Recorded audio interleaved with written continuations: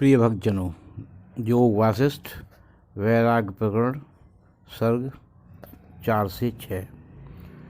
इस प्रसंग में तीर्थ यात्रा से लौटे हुए श्री राम जी की दिनचर्या एवं पिता के घर में निवास, राजा दशरथ के यहाँ विश्वामित्र का आगमन और राजा द्वारा उनका सत्कार।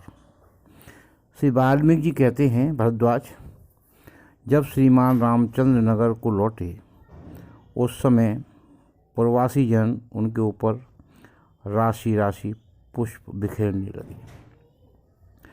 उस अवस्था में जैसे इंद्रपुत्र जयंत अपने स्वर्गीय भवन में प्रवेश करते हैं, उसी प्रकार उन्होंने पहले महल में प्रवेश किया। वहाँ पहुंचकर रघुनाथ जी ने पहले पिता को प्रणाम किया, फिर क्रमशः कुलगुरु वशिष्ठ जी को, बड़े बंधु बांधवों को, ब्राह्मणों को तथा कुल के बड़े बड़े बूढ़ों को मस्तक झुकाकर प्रणाम किया। फिर सहृदयों, बंधुओं, पिता तथा ब्राह्मण समुदाय ने श्री राम जी को बारंबार हृदय से लगाया और राम ने भी उनके प्रति अभिवादन एवं प्रिय भाषण आदि यथोचित आचार व्यवहार का निर्वाह किया। उस समय श्री रघुनाथ जी आनंदोल्लास से फूले नहीं समाते थे। अयोध्या में श्री रामचंद्र जी के शुभागमन के उपलक्ष्य में लगातार 8 दिनों तक आनंदोत्सव मनाया गया। उस समय हर्ष से मतवाली जनता के द्वारा सुखपूर्वक किए गए गीतवाद आदि का मधुर कोलाहल सब और व्यास हो गया था। तब से श्री रघुनाथ जी विभिन्न देशों में प्रचलित नाना प्रकार के रहन सहन का जहाँ तहाँ वर्णन करते हुए घर में ही सुखपूर्वक रहने लगे। श्री रामचंद्र जी प्रतिदिन सवेरे उठकर स्नान आदि के पश्चात विधिपूर्वक संध्या वंदन करके राजसभा में बैठे हुए अपने इंद्रतुल्य तेजस्वी पिता महाराज दशरथ का दर्शन किया करते थे। वहाँ एक पहर तक वशिष्ठ आदि के साथ बैठकर आनंदपूर्वक ज्ञान भरी कथा वार्ता सुना करते थे। भाइयों के साथ तीर्थ यात्रा से लौटने पर श्री रघुनाथ जी प्राय ऐसी ही दिनचर्या को अपनाकर पिता के घर से सुखपूर्वक रहते थे। निष्पाप भरद्वाज श्री रामचंद्र जी की प्रत्येक चेष्टा राजोचित व्यवहार के कारण बड़ी मनोहर प्रतीत होती थी। वह सत्पुरुषों के चित्त में चंद्रमा की चांदनी के समान आह्लाद उत्पन्न करती थी। सभी उसकी भूरी भूरी प्रशंसा करते थे तथा वह अमृत रस के समान मधुर, सुंदर एवं कोमल होती थी। ऐसी ही चेष्टा के द्वारा वे दिन व्यतीत करते थे। भरद्वाज तदनंतर जब श्री रघुनाथ जी की अवस्था 16 वर्ष से कुछ कम ही थी, शत्रुघ्न और लक्ष्मण जी रामचंद्र जी का निरंतर अनुसरण करते थे। भरत सुखपूर्वक अपने नाना के यहाँ विराज रहे थे। महाराज दशरथ सारी पृथ्वी का यथार्थ रूप से पालन कर रहे थे तथा वे महाप्राज्ञ नरेश प्रतिदिन मंत्रियों के साथ बैठकर अपने पुत्रों के विवाह के लिए भी परामर्श करने लगते थे। उन्हीं दिनों तीर्थ यात्रा पूरी करके अपने घर में रहते हुए श्री राम दिन भर कृश होने लगे। भरद्वाज महाराज दशरथ श्री राम से बारंबार स्नेह युक्त वाणी में पूछते, बेटा, तुम्हारे मन में कैसी बड़ी भारी चिंता पैदा हो गई है? वे उत्तर देते, पिताजी, मुझे कोई कष्ट नहीं है। इतना ही कहकर कमल नयन श्री राम पिताजी की गोद में चुपचाप बैठ जाते थे। तदनंतर एक दिन राजा दशरथ ने समस्त कार्यों ज्ञान रखने वाले वक्ताओं में श्रेष्ठ वशिष्ठ जी से पूछा, गुरुदेव, श्री राम क्यों खिन्न हैं? उनके इस प्रकार पूछने पर वशिष्ठ जी मुनि ने कुछ सोचकर राजा से कहा, श्रीमन महाराज, इसमें कुछ कारण हैं, किंतु इसके लिए आपके मन में दुख नहीं होना चाहिए। इसी समय महर्षि विश्वामित्र अयोध्या नरेश दशरथ के मिलने के लिए यहाँ आए। उन दिनों धर्म कार्य में तत्पर रहने वाले उन बुद्धिमान महर्षि के यहाँ एक यज्ञ हो रहा था। माया बल और वीर से उन्मत्त रहने वाले राक्षसों ने एक साथ आक्रमण करके उनके उस यज्ञ का विध्वंस कर डाला। उस यज्ञ की रक्षा के लिए ही उन्होंने महाराज दशरथ से मिलने की इच्छा की थी, क्योंकि राक्षसों के उत्पात के कारण वे मुनि अपने उस यज्ञ को बिना किसी विघ्न बाधा के पूर्ण नहीं कर पाते थे।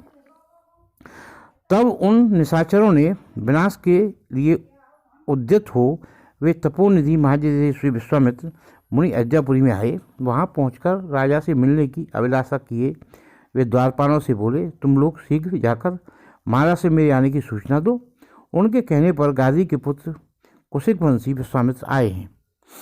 मुनि का यह वचन सुनकर द्वारपाल जो है रहने वाले पहरेदारों ने राजमहल में जाकर अपने स्वामी छड़ीदार से बताया, प्रभु महर्षि विश्वामित्र पधारे हैं।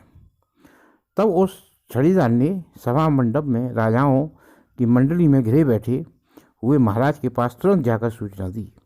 देवराज द्वार पर नवोदित सूर्य के समान महा तेजस्वी तथा अग्नि की ज्वाला से सदृश अरुण जटाजूटधारी एक दीप्तमान पुरुष आकर खड़े हैं।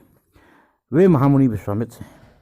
राजा की ओर देखकर छड़ीदार ने नम्रतापूर्वक वचनों से ज्यों ही यह बात कही, उनकी यह बात सुनते ही मंत्री और सामंतों सहित वे राज शिरोमणि दशरथ तत्काल सोने के सिंहासन से उठकर खड़े हो गए।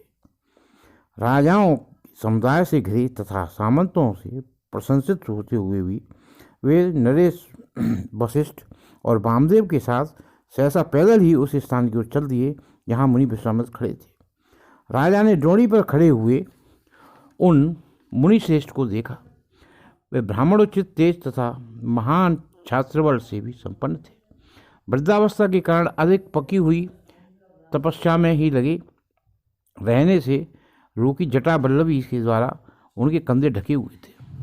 उन्होंने शांत, कांतिमान, उद्दीप्त, पद्मार रहित, विनयशील, हष्टपुष्ट अवयवों से युक्त तथा तेजस्वी शरीर धारण कर रखा था।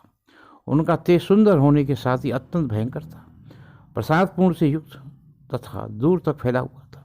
गंभीर एवं अस्य पूर्णता को प्राप्त था। उस तेज से ऋषि की अंग कांति अनुरजत थी।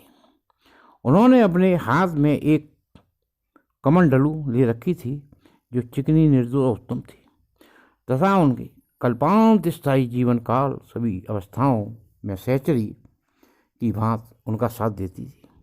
मुनि का अंतःकरण अत्यंत निर्मल था। उनके चित्त में करुणा भरी हुई थी, इसलिए उनकी वाणी बड़ी मधुर एवं प्रसन्नता सूचक होती थी। वे अपनी स्नेहपूर्ण दृष्टि से इस प्रकार दिखते थे मानो सामने खड़ी हुई जनता की अमृत सींच रही हो।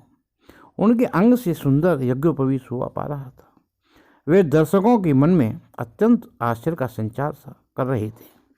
उन महर्षि को दूर से ही देखकर राजा का शरीर विनय से झुक गया और उन्होंने मुकुटमणि मस्तक से उनके चरणों में प्रणाम किया।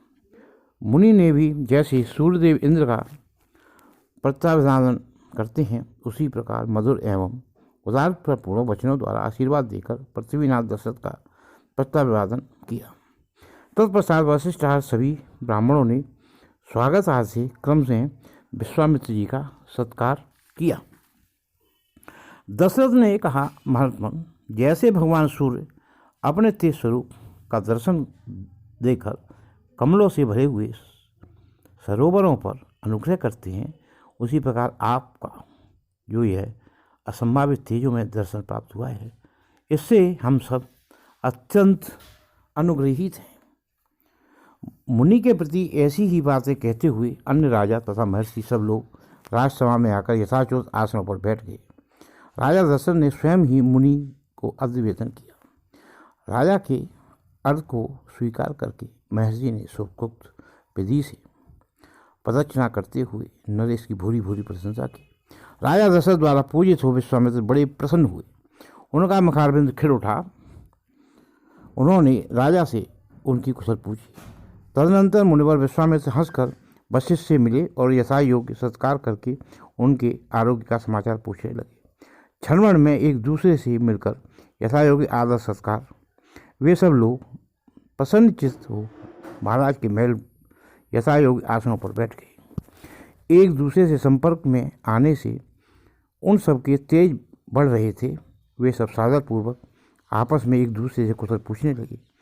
तदनंतर प्रसन्न चित्त एवं पवित्र राजा दशरथ ने हाथ जोड़कर मुनि से कहा, विप्रवर, आप परम धर्मात्मा तथा दान से उत्पन्न प्राप्त है और सौभाग्यवश यहाँ पधार गए हैं। बताइए आपकी सर्वोत्तम अभिलाषा क्या है, मैं आपकी कौन सी सेवा करूं? भगवान, पहले आप राजर्षि कहे जाते थे, लेकिन तपस्या ने आपके ब्रह्म तेज को प्रकाशित कर आपको ब्रह्मर्षि का पद प्राप्त कर दिया। अतः आप मेरे द्वारा सर्वथा पूजनीय हैं। जैसे गंगा जी के जल में स्नान करने से मुझे बड़ी प्रसन्नता होती है, उसी प्रकार आपके दर्शन से भी हो रही है। वह प्रसन्नता मेरे ही तर को शीतल सा किए देती है। ब्रह्मन, आपके अंतःकरण से इच्छा, भय और क्रोध निकल गए हैं, राग द्वेष दूर हो गए हैं, आप सर्वथा रोग रहित हैं। तो भी मेरे पास आए, यह अत्यंत अद्भुत है। यहाँ पधारे हुए आपका दर्शन, पूजन और बंधन करके मैं अपने में ही पूरा नहीं समाता। वैसे ही जैसे समुद्र अपने ही भीतर पूर्ण चंद्रमा का प्रतिबिंब देखकर अपने आप में पूरा नहीं समाता, तट की सीमा को लांघकर आगे बढ़ जाता है। मुनिवर, आपका जो कार्य हो, जिस प्रयोजन से आप यहाँ पधारे हैं, उसे आप सिद्ध हुआ ही समझिए, क्योंकि आप सर्वदा मेरे माननीय हैं। कुशिक कुलनंदन, आप कोई विचार न कीजिए। भगवान, आपके लिए मुझे कुछ भी अधेय नहीं है, क्योंकि दी हुई वस्तु आप जैसे सत्पात्र को प्राप्त होकर ही सार्थक होती है। मैं आपका सारा कार्य पूर्ण करूँगा। आप मेरे परम देवता हैं। आत्मज्ञानी महाराज दशरथ के द्वारा विनय पूर्वक कहे हुए अत्यंत मधुर, श्रवण सुखद एवं गुण वशिष्ठ वचन को सुनकर विख्यात गुण और प्रख्यात यश वाले मुनि शेष विश्वामित्र जी को बड़ी प्रसन्नता हुई। अगला प्रसंग अगले भाग में आपको सुनाएंगे। श्री राम जय राम जय जय राम, श्री राम जय राम जय जय राम, श्री राम जय राम जय जय राम, श्री राम जय राम जय जय राम।